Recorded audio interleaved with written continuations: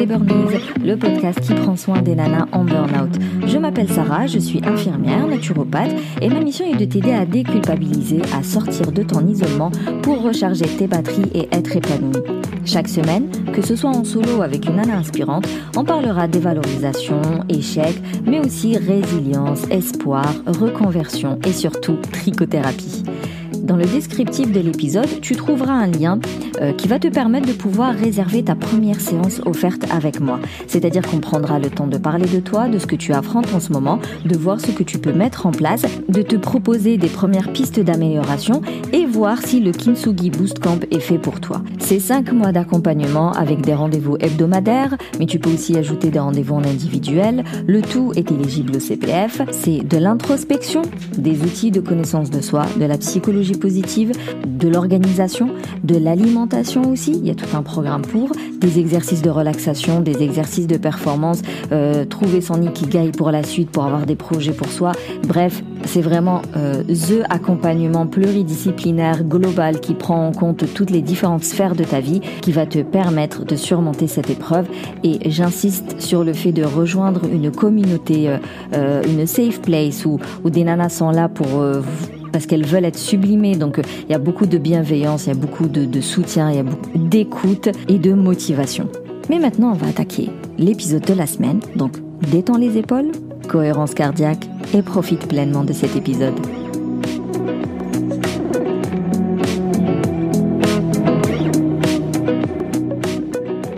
Alors, cette semaine, je vais te parler d'un outil qui permet de faire le point sur sa vie pour voir ce qui va, ce qui ne va pas. Et donc, il y a 4 questions à te poser. On va parler de la métaphore du voilier. La métaphore du voilier, elle est composée par le voilier en lui-même, le capitaine qui dirige ce voilier, la mer et les bateaux qu'il y a autour, et le phare. La première question, c'est dans quel état est ton voilier ? En fait, il représente la connaissance de soi. Et du coup, là, tu dois connaître tes faiblesses, tes forces. Est-ce que tu connais tes valeurs ? Est-ce que tu arrives à te connecter à tes émotions, à tes sentiments ? Donc, par exemple, ton voilier, s'il y a un trou dedans, est-ce que tu arrives à le voir ? Est-ce que tu arrives à détecter qu'il y a une fuite dans ta coque, qu'il y a un truc qui va pas ? Et ça veut dire qu'il y a une faiblesse, un petit excès de ta personnalité qui fait que tu sombres, que tu tombes dans les mêmes pièges. La connaissance de soi permet de repérer ces faiblesses-là. La voile, elle, c'est tes forces. Quelles sont tes compétences sur lesquelles tu peux t'appuyer pour surmonter les épreuves difficiles. Donc vraiment, il faut se connaître. C'est pour ça que l'introspection, c'est primordial. La roue de gouvernail, ça va être les valeurs. C'est ta direction générale. Est-ce que le plus important pour toi, c'est les enfants ? Est-ce que le plus important pour toi, c'est la carrière ? Il n'y a pas de bonne ou de mauvaise réponse, attention. Le plus important, c'est de le savoir et du coup d'en être consciente et de décider de choisir en fonction de ses valeurs. Donc les valeurs, c'est vraiment qu'est-ce qui est le plus important pour toi aujourd'hui ? Parce que les valeurs, c'est quelque chose qui évolue. Moi, il y a 5 ans, j'en avais rien à faire des gamins, clairement. J'en avais pas. Pour moi, il y avait que le métier. Fallait que j'ai mon CDI. En plus, fallait que je passe d'autres concours parce que je voulais gravir les échelons, finir peut-être cadre ou directrice de quelque chose. Voilà, c'était ça qui était important pour moi à ce moment-là. La vie a fait que, aujourd'hui, j'ai des gamins et c'est devenu ma priorité. Raison pour laquelle j'ai un peu réaménagé ma vie. Donc toi, aujourd'hui, pose-toi la question. Là, autant t'es, qu'est-ce qui est le plus important pour toi ? La boussole, ça va être tes sentiments, tes émotions. La plupart des gens ne savent pas dire qu'est-ce qui va ou qu'est-ce qui ne va pas. Quand, je sais pas, elles mangent ce truc-là, qu'est-ce que ça leur fait ? Quand elles voient ce film-là, qu'est-ce que ça leur procure comme émotion ? Quand elles parlent avec cette personne-là, quelle énergie elles absorbent ? Parce qu'on n'est pas assez connecté en fait à soi.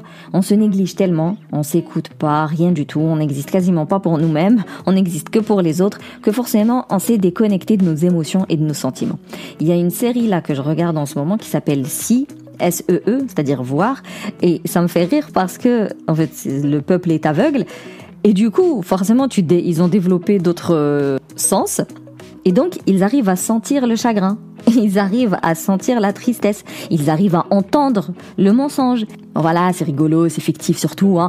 Mais c'est pour te donner quand même une idée qu'aujourd'hui, on donne pas assez d'importance, on donne pas du tout, en fait.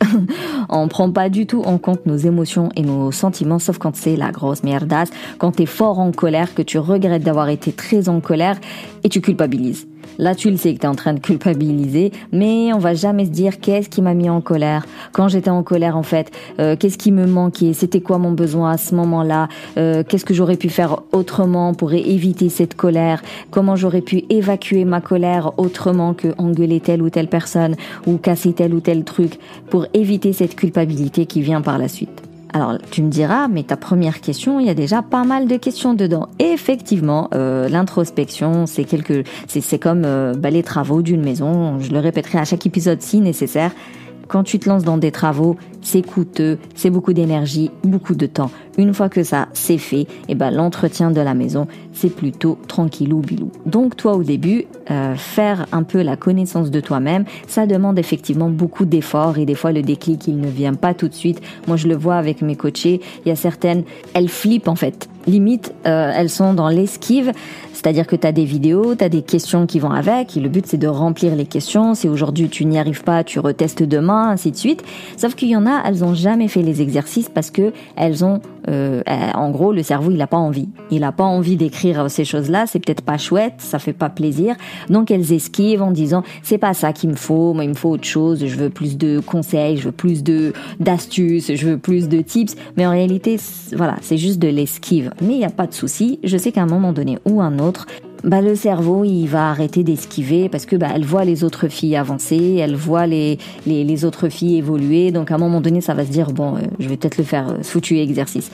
Donc l'introspection au début c'est beaucoup de travail, c'est pas forcément agréable, tu vas écrire des choses pas sympas, tu vas le faire à plusieurs reprises pour ne pas te submerger par les émotions, mais dis-toi que c'est pour la bonne cause.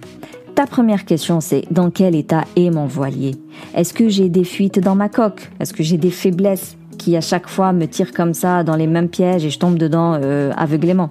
Dans quel état est mon voilier? Quelles sont mes forces? Sur quoi je peux m'appuyer quand ça ne va pas?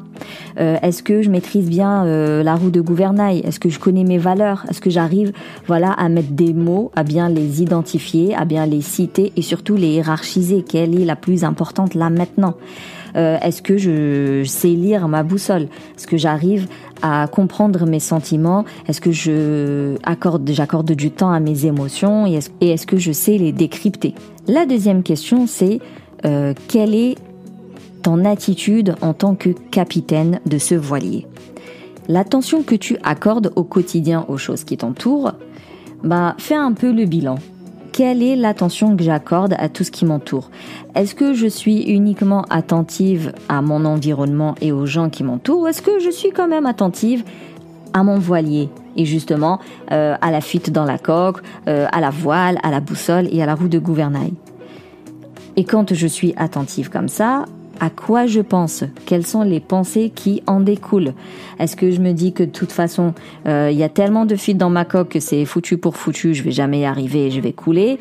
Ou est-ce que je me dis non mais t'inquiète, il y a des fuites, je vais aller les colmater et de toute façon ensuite je vais utiliser la voile pour atteindre l'île là que je vois, il y a pas très loin, je vais utiliser le vent, là il a l'air plutôt propice. Voilà, est-ce que la pensée, elle est plutôt positive, t'as confiance en l'autre, t'as confiance en l'avenir, t'arrives à te projeter, t'arrives à avoir confiance en toi, à te dire que tu es capable de faire les choses, ou est-ce que t'es plutôt assez down et tu ne vois que le négatif? Et donc si aujourd'hui t'estimes que t'es plutôt dans un mood très négatif, c'est pas la fin du monde. Le principe, c'est justement de repérer les pistes d'amélioration, donc de repérer qu'est-ce qui fait que ça n'avance pas et pouvoir mettre en place des changements pour justement que ça avance mieux. Donc tes pensées, si elles sont positives, c'est cool, tout va bien. Si tu trouves que tu es plutôt souvent dans le pessimisme et compagnie, tu te dis c'est là mon talon d'Achille, c'est là qu'il va falloir que je travaille, donc tu sais qu'il faut aller vers plus de positif, plus de psychologie positive, et là tu vas aller te renseigner sur Google par exemple, il va te parler des affirmations positives, il va te parler des vision boards, de la visualisation, voilà, tu auras des outils, mais en tout cas tu as des pistes d'amélioration. Et donc ça enchaîne sur la suivante, c'est les actions que tu mets en place. Quand tu penses que ta vie elle est foutue, quelle est l'action qui en découle ? Est-ce que du coup tu dis vas-y maintenant je me motive, hop je vais mettre quelque chose pour que justement je sorte de ces pensées négatives, ou est-ce que tu vas manger une tablette de chocolat, tu pleures, tu t'endors et demain on recommence. Encore une fois, c'est pas grave si jamais aujourd'hui tu trouves que c'est plutôt assez malsain ce qui se passe dans ton quotidien. Le plus important c'est d'en prendre conscience et de se dire maintenant je me bouge. Encore une fois, ce n'est pas grave, ce n'est pas définitif en fait, c'est pas la mort. Clairement, il n'y a pas mort d'homme pour l'instant. Tant que tu écoutes ce podcast, c'est que tu es en pleine remise en question, c'est qu'il y a une certaine prise de conscience, donc c'est cool. Maintenant, il faut trouver des pistes d'amélioration pour aller mieux. Et enfin, c'est ta motivation en tant que capitaine. Est-ce que tu es motivé à prendre en main ta vie ou non ? Et là, le souci, c'est lorsqu'on est motivé par des choses externes, bon tu vois, c'est un peu la carotte quoi. Du coup, si la carotte elle est pas là, ça te met pas en mouvement. Alors tu dois aller chercher des motivations vraiment profondes un peu, des motivations qui sont propres à toi et qui viennent de l'intérieur. Donc faut que tu connaisses un peu pourquoi il faut que ça aille mieux. Donc les meilleures motivations, ça reste les motivations qui sont en lien avec nos valeurs, nos principes, nos convictions, nos envies, nos projets. Faut pas que ce soit toujours lié à la reconnaissance de l'autre, à l'appréciation de l'autre, à l'amour de l'autre. La troisième question que tu dois te poser, c'est quel est l'environnement dans lequel je baigne ? Dans quel état il est ? Est-ce qu'il est encourageant ou est-ce qu'il est toxique ?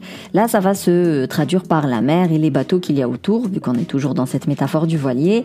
La mer, elle peut être agitée comme elle peut être calme. Les bateaux, ils peuvent être sympas avec toi, te proposer leur aide si ça va pas. Tu vois, si t'es en train de couler, les bateaux, ils peuvent soit te secourir, soit t'achever.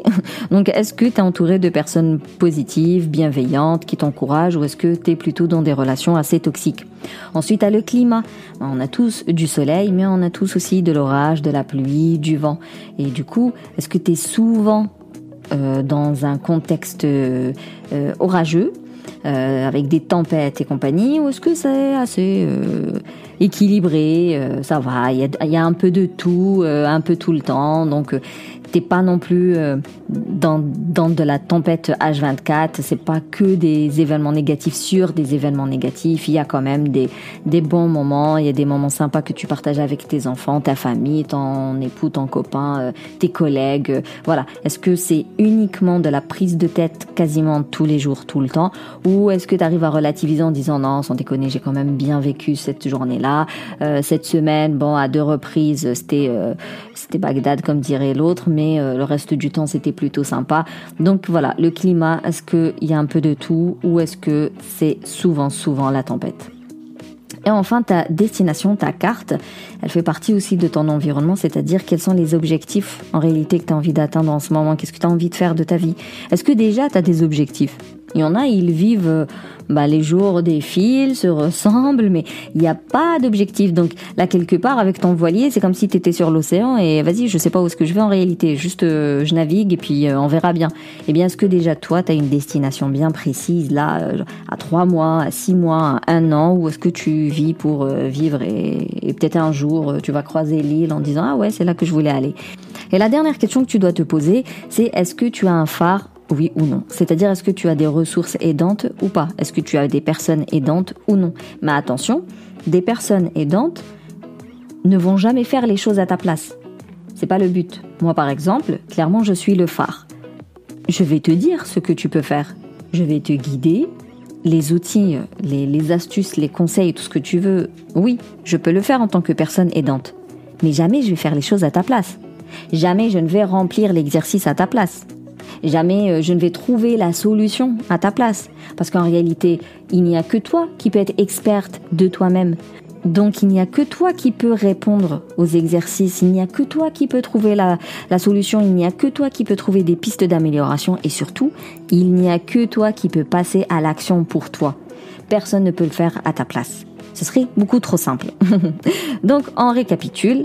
Pour faire le point sur ta vie et de trouver des pistes d'amélioration pour avancer, vraiment pour avancer, encore une fois, pour ne plus être dans cette phase difficile, ne plus être dans la plainte, entre guillemets dans la victimisation, ça va pas, je vais pas bien, ça va pas, je vais pas bien, ok, d'accord, mais maintenant qu'est-ce que tu peux faire? Et là, pour la plupart, la procrastination, ça peut être, ça va tellement pas que j'ai aucune idée par où commencer. On va pas se mentir, la meilleure des solutions, c'est de passer par quelqu'un. Ok, clairement, moi, mon accompagnement, il peut très bien t'aider à savoir par où commencer. Mais si tu veux vraiment le faire toute seule, si tu veux commencer, on va dire, à faire ça toute seule, tu peux déjà utiliser cette métaphore du voilier.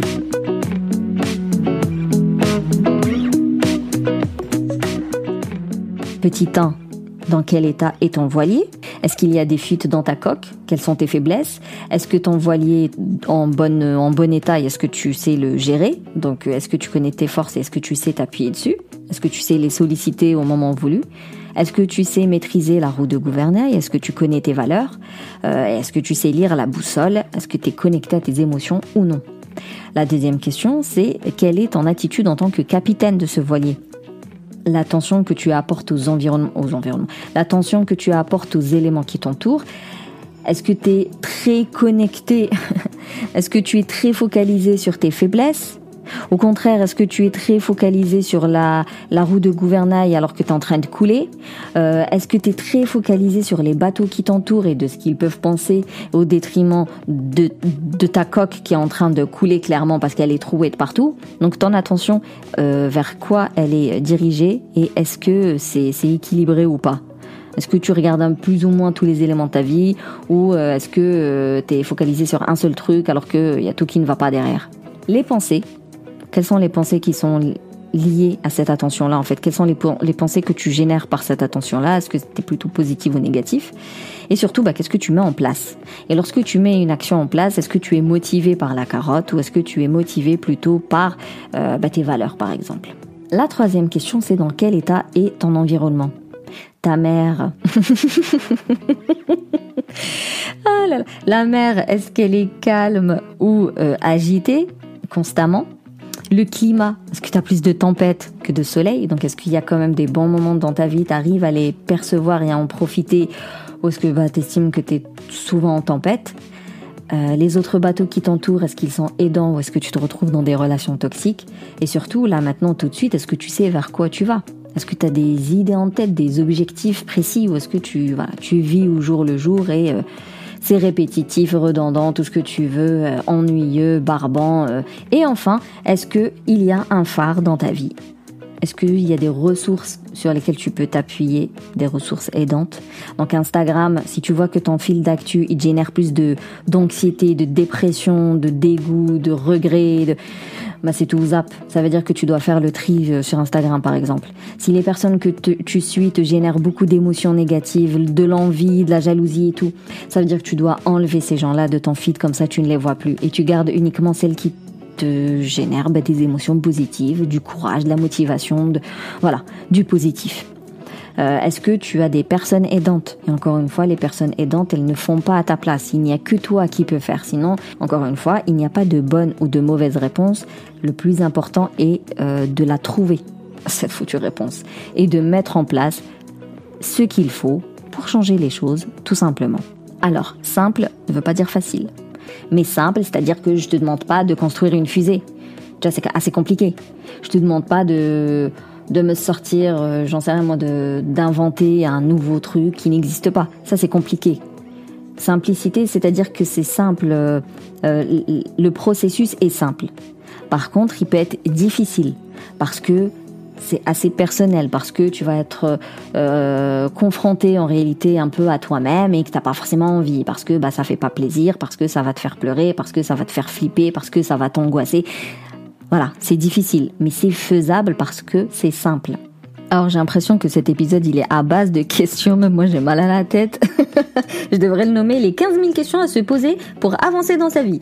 Non, sincèrement, prends le temps de bien l'écouter, de le réécouter si nécessaire, prends des notes en même temps que je parle, réécoute les questions, mais si vraiment tu n'y arrives pas, tu vois que c'est trop flou, tu vois c'est trop subtil, c'est trop abstrait, tu vois pas de quoi je parle, la métaphore elle est compliquée et tout, deux solutions. Tu peux m'écrire en message privé via Instagram, je répondrai avec grand plaisir, mais ce sera quand j'ai le temps et audio et j'en ferai pas 15 000. Donc ça va être de l'expéditif parce que je veux répondre à ta question. Mais la meilleure version, clairement, c'est de réserver ton call, réserver ton appel offert parce que là, ça va être enregistré dans mon agenda. J'ai 30 minutes à te consacrer et là, on pourra vraiment décortiquer cette métaphore du voilier et l'appliquer, l'adapter à ta vie et vraiment trouver les bonnes questions pour que toi, par la suite, tu pourras trouver la bonne réponse. Mais sinon, merci plus pour ton écoute. Si tu veux soutenir le Café des Burnies, tu peux me laisser un avis, je le lirai aux prochains épisodes. Tu peux me mettre 5 étoiles, ça permet de faire vivre le podcast et sinon surtout partage-le à quelqu'un qui pourrait en avoir besoin. Je te rappelle que tu peux réserver ton appel offert via le lien que je te mets dans le descriptif de l'épisode. D'ici là, on se capte sur Instagram et surtout booste ton feeling good.